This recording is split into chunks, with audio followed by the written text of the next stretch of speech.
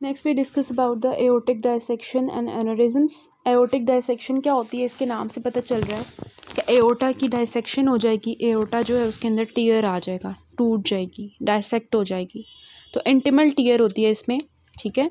मतलब ये कि इंटमा जो होता है ब्लड वेसल वॉल का, उसकी टेयरिंग हो जाती है, वो टूट जाती है।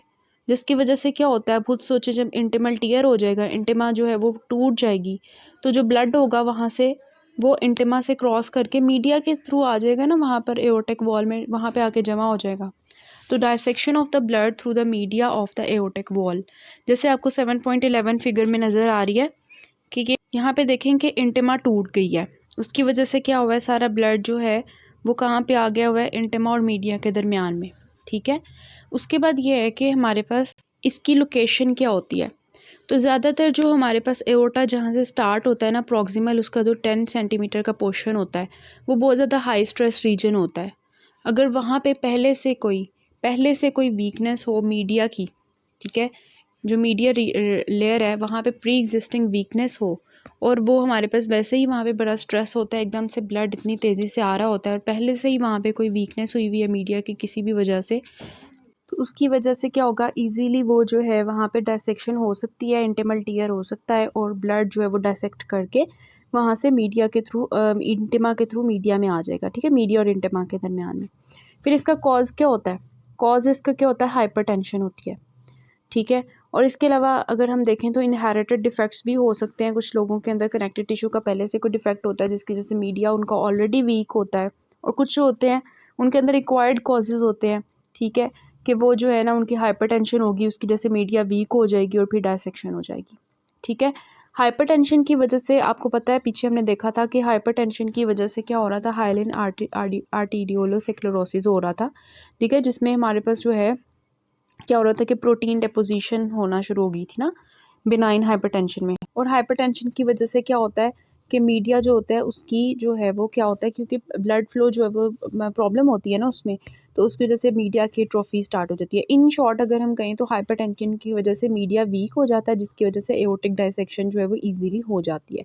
तो हाइपरटेंशन के पेशेंट्स में मोस्टली एओर्टिक डायसेक्शन होती है, वरना हमारे पास कंजेनिटल कॉजेज ही होते हैं कि जो है ना क्या होता है कि उसमें connective tissue disorders already present होते हैं। इसके अलावा हमारे पास मार्फन, आपको पता है कनेक्टिव टिश्यू डिसऑर्डर्स की अगर हम बात करें कंजेनिटली, तो उसमें मार्फन सिंड्रोम, एहलर डैनलो सिंड्रोम, उसमें क्या होता है एक्चुअली कनेक्टिव टिश्यू डिसऑर्डर्स होते हैं, कोलेजन डेफिसिट्स होते हैं, ठीक है। तो उसकी वजह से कनेक्टिव टिश्यू डिसऑर्डर्स की वजह से मीडिया वीक हो जाता है, और फिर हमारे पास ईजिली एओर्टिक डायसेक्शन हो जाती है, ठीक है। अब खुद सोचें, एक पेशेंट है, उसके अंदर एओर्टिक डायसेक्शन हो जाती है एकदम से, ठीक है, इंटिमल टीयर हुआ, ब्लड उसका अंदर आ गया उसके वेजल वॉल के अंदर, तो आराम से सुकून से तो वो बैठेगा नहीं, ठीक है, उसको पेन होगी, शार्प टीयरिंग चेस्ट पेन होती है, और उसके बैक तक जाती है वो एकदम से जब वो एओर्टिक डायसेक्शन होती है तो।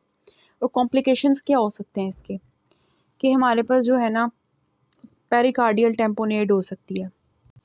मतलब ये कि खुद सोचें, वहाँ पे एओर्टा डायसेक्ट हो गया, उसमें से ब्लड जो है वो बाहर आ गया, ठीक है, ब्लड आ गया बाहर, तो बाहर हार्ट है, हार्ट के इर्द गिर्द जब ब्लड जमा हो जाएगा तो पेरिकार्डियल टेम्पोनेड हो जाएगा, हार्ट के मसल्स प्रॉपर्ली कॉन्ट्रैक्ट रिलैक्स नहीं कर पाएंगे ना प्रेशर की वजह से, तो उसकी वजह से टेम्पोनेड हो जाएगा, रप्चर हो जाएगा विद फैटल हेमरेज। अब एक ब्लड लॉस हो गया पेशेंट का, हाइपोटेंशन की तरफ पेशेंट जाएगा, वो हेमरेज की वजह से उसकी डेथ हो सकती है, ठीक है। Obstruction of the branching arteries, और अगर वो ब्लड जो है वो कंप्रेस कर रहा है, प्रेस कर रहा है ब्रांचिंग आर्टरीज़ को, कोरोनरी या रीनल आर्टरीज़ को, तो उसकी वजह से क्या होगा, अगर कोरोनरी आर्टरी के ऊपर हमारे पास वो ऑब्स्ट्रक्शन होगी उनकी, तो ऑब्वियसली हार्ट काम करना छोड़ देगा, और अगर रीनल आर्टरीज़ की जो है वो ऑब्स्ट्रक्शन हो जाएगी ब्लड की वजह से, तो उसकी वजह से क्या होगा कि रीनल इन्वॉल्वमेंट हो जाएगी, और अल्टीमेटली मोस्टली जो केसेस होते हैं एओर्टिक डायसेक्शन की उसकी वजह से डेथ ही होती है। Next we have the thoracic aneurysm. Thoracic aneurysm जो होता है इसमें एक्चुअली एनोरिज्म क्या होता है, सबसे पहले तो आपको ये पता होना चाहिए क्या होता है। हमारे पास जो आर्टीरियल मतलब वो डायलेट हो जाती है ना, परमानेंट डायलेशन हो जाती है आर्टीरियल वॉल की, उसको हम कहते हैं एनोरिज्म। थोरेसिक एनोरिज्म मतलब कि ऐसा एनोरिज्म जिसमें थोरेसिक रीजन में एनोरिज्म होगा। तो थोरेसिक एओर्टा एक्चुअली हमारे पास जब इन्वॉल्व होता है, बलून लाइक डायलेशन हो जाती है उसकी, तो उसको हम कहते हैं थोरेसिक एनोरिज्म। क्यों होता है, क्योंकि हमारे पास वीकनेस हो जाती है एओर्टिक वॉल की, एक्चुअली मीडिया की वीकनेस हो जाती है। ज़्यादातर आपको नज़र आता है टर्शियरी सिफिलिस में। आपने देखा था ना सिफिलिस के अंदर क्या होता था कि वहाँ पे एनेरिज्म हो जाता था, थोरेसिक एनेरिज्म, ठीक है। और इसके अलावा एंडार्ट्राइटिस हो जाता था उसमें, ठीक है। और उसकी वजह से ल्यूमेन नैरो हो जाता था। ल्यूमेन नैरो हो गया तो ब्लड फ्लो कॉम्प्रोमाइज़ हो गया। ब्लड फ्लो कॉम्प्रोमाइज़ हो गया तो उसकी वजह से क्या होगा कि मीडिया जो है उसको प्रॉपर ब्लड सप्लाई नहीं मिलेगा स्मूथ मसल्स को, उनकी एट्रोफी स्टार्ट हो जाएगी। और जब मीडिया वीक हो जाएगा तो उसकी वजह से क्या होगा, एनेरिज्म हो जाएगा। तो उसकी वजह से जो अपीयरेंस आती है हमारे पास सिफिलिस के अंदर, that is tree bark appearance of aorta. ये आपने पढ़ा था सिफिलिस के अंदर कि ट्री बार्क अपीयरेंस आती है, जैसे कि आपको इस फिगर में नज़र आ रहा है कि ये जो है ना हमारे पास ट्री बार्क अपीयरेंस आती है एओर्टा की। अब इसकी कॉम्प्लिकेशन क्या हो सकती है, इस dilation of the aortic valve root, ठीक है, कि क्या होगा कि आपका जो एओर्टिक वॉल्व होगा ना वो भी इन्वॉल्व हो जाएगा। देखें, अब देखें खुद के हमारे पास थोरेसिक एओर्टा की एनेरिज्म हो गई है, परमानेंट डायलेशन होगी आर्टीरियल वॉल की। उस डायलेशन की वजह से वॉल्व भी प्रॉपर काम नहीं करेंगे, तो उसकी वजह से एओर्टिक वॉल्व इनसफिशेंसी हो जाएगी, ठीक है। इसके अलावा क्या हो सकता है, इसके अलावा ये हो सकता है कि जब एनेरिज्म होगा वहाँ पे बैलून एक बन गया हुआ है थोरेसिक रीजन में, तो इर्द गिर्द वाले स्ट्रक्चर जो है उनके ऊपर कंप्रेशन आएगी। मीडियस्टाइनम के अंदर जो भी हमारे पास स्ट्रक्चर्स हैं उनकी कंप्रेशन होगी, ठीक है। फॉर एग्जांपल वहाँ पे ट्रैकिया है तो ट्रैकिया के ऊपर जब वो कंप्रेस करेगा तो एयरवे ऑब्स्ट्रक्शन होगी। अगर एसोफेगस पे करेगा तो ऑब्वियसली डिस्फेजिया की प्रॉब्लम आएगी, ठीक है। इसके अलावा क्या हो सकता है, एओर्टिक एनेरिज्म में कहीं भी डायलेशन हो गई है तो देखें पहले एक हमारे पास लैमिनार फ्लो था, ठीक है। अब वो लैमिनार फ्लो नहीं रहेगा, जब एनोरिज्म हो जाएगी तो वहाँ पे टर्बुलेंट फ्लो हो जाएगा और उसकी वजह से प्रोकोगुलेशन हो जाएगी, वहाँ पे कैस्केड स्टार्ट हो जाएगी and it will lead to thrombosis and embolism, ठीक है। थोरेसिक एनोरिज्म के बारे में खुद आपको पता होना चाहिए कि थोरेसिक एओर्टा का होगा, ठीक है। उसकी वजह से मोस्टली जो ये कॉज होता है उसका टर्शियरी सिफिलिस होता है, ठीक है। टर्शियरी सिफिलिस इसका कॉज होता है। और हमारे पास क्या होता है कि उसमें ट्री बार्क अपीयरेंस आती है, एओर्टिक वॉल्व इनसफिशिएंसी हो सकती है, ठीक है। कंप्रेशन ऑफ द मीडियस्टाइनल स्ट्रक्चर्स हो सकता है, थ्रोम्बस एम्बोलिज्म हो सकती है, ठीक है। और मेजरली आपके पास थोरेसिक एओर्टा के अंदर जो प्रॉब्लम्स आएंगी वो होंगी, ठीक है। नेक्स्ट आपके पास है एब्डोमिनल एओर्टिक एनेरिज्म। अब इसमें क्या होगा, एब्डोमिनल एओर्टा के देखें पार्ट्स होते हैं ना, थोरेसिक एओर्टा अगर होगा इन्वॉल्व तो थोरेसिक एनेरिज्म होगा, अगर एब्डोमिनल पार्ट इन्वॉल्व होगा तो वहाँ पे एनेरिज्म हो जाएगा, ठीक है। उसको हम एब्डोमिनल एओर्टिक एनेरिज्म कहेंगे। तो यहाँ पे एब्डोमिनल एओर्टा की इन्वॉल्वमेंट होती है, ठीक है। ज़्यादातर ये जहाँ पे एओर्टिक जो एब्डोमिनल एओर्टा ब्रांचेस देता है तो जहाँ पे रीनल आर्टरीज होती हैं ना उसके नीचे ज़्यादातर ये डायलेट करता है, ठीक है। और अगर ऊपर करे तो but above the aortic bifurcation, ठीक है। मतलब ये बात करने की है, जैसे यहाँ पे देखें कि ये आपके पास एओर्टा है, ठीक है, इसकी बाइफर्केशन हो रही है, ठीक है। और ऊपर इसने एक ब्रांच दी हुई है रीनल ब्रांच, ठीक है।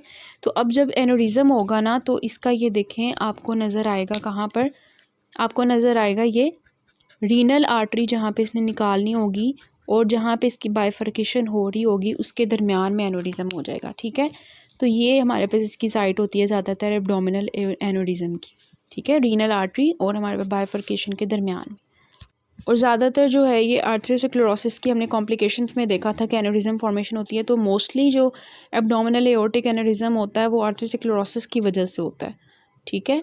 और ये ज़्यादातर जो मेल स्मोकर्स होते हैं और उनकी एज 60 ईयर से ज़्यादा होती है और हाइपरटेंशन भी अगर उनको साथ में हो, स्मोकिंग भी कर रहे हों, एज भी ज़्यादा है, हाइपरटेंशन भी है, ठीक है, तो उनके अंदर ये बहुत ज़्यादा कॉमन होता है कि उनके एब्डोमिनल एओर्टिक एनोरिज्म हो जाए, ठीक है। अब आर्थरोस्क्लेरोसिस जो होता है उसमें मैंने आपको बताया था कि किस तरह से आर्थरोस्क्लेरोसिस जैसे मीडिया को ब्लड सप्लाई नहीं मिलता और उसकी एट्रोफी हो जाती है और वीकनेस की वजह से ये इसका पैथोजेनेसिस बल्कि मैकेनिज्म है कि एनेरिज्म किस तरह से बनता है।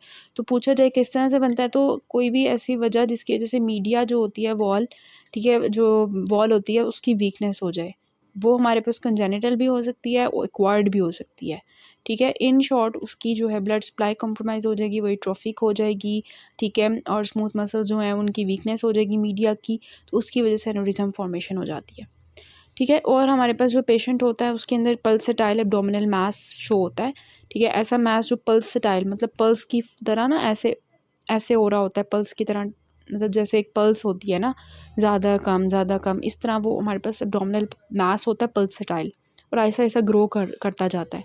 कॉम्प्लिकेशन क्या होती है, अगर ये 5 सेंटीमीटर से बड़ा हो जाए तो ये रप्चर कर जाता है, ठीक है। बैलून है ना, तो अगर उसको ज़्यादा हवा भरेंगे तो जो है वो फट जाएगा। तो इसी तरह ये हमारे पास जब 5 सेंटीमीटर से ज़्यादा डायमीटर का हो जाता है तो रप्चर हो जाता है, ठीक है। और ऑब्वियसली जब हमारे पास ये रप्चर हो जाएगा तो ब्लड लॉस हो जाएगा, तो हाइपोटेंशन हो जाएगी पेशेंट को, ठीक है। और हाइपोटेंशन, पल्सेटाइल एब्डोमिनल मास होगा और साथ में उसको फ्लैंक पेन होगी, ठीक है। पेशेंट के अंदर पेन भी होगी लाजमी, ऐसे नहीं है कि उसके एब्डोमिनल एओर्टा स्वेल करता जा रहा है, ठीक है, और एनेरिज्म होती जा रही है फॉर्मेशन, ठीक है, और एकदम से वो रप्चर करेगा तो उसको पेन स्टार्ट हो जाएगी, ठीक है। हाइपोटेंशन, पेन स्टार्ट हो जाएगी और उसके एब्डोमिनल मास जो होगा पल्सेटाइल होगा। कॉम्प्लिकेशंस इसके अलावा क्या हो सकती हैं, ऑब्वियसली जिस तरह हमने थोरेसिक की देखी थी कि इर्द गिर्द के स्ट्रक्चर्स जो है वो कंप्रेस हो जाएंगे। फॉर एग्जांपल अगर उधर यूरेटर पड़ा हुआ है उसके ऊपर कंप्रेशन होगी, ठीक है, तो यूरेटर इन्वॉल्वमेंट होगी, ठीक है। और इसके अलावा मतलब वो जो यूरिन के प्रॉब्लम्स आएंगे, और इसके अलावा थ्रोम्बस एम्बोलिज्म फॉर्मेशन तो होनी होती है। तो this was all about the aneurysm and dissection. Dissection और एनेरिज्म होता क्या है इसके बारे में पता होना चाहिए, इनकी कॉम्प्लिकेशंस क्या होती हैं ये पता होना चाहिए। सो एब्डोमिनल एओर्टिक एनेरिज्म में जो बात याद रखने वाली है ये कि एब्डोमिनल एओर्टा जो है वहाँ पे उसकी लोकेशन क्या होगी, कॉजेज़ इसके क्या होते हैं, atherosclerosis, male smoker, 60 years above age वाले, हाइपरटेंशन, ठीक है।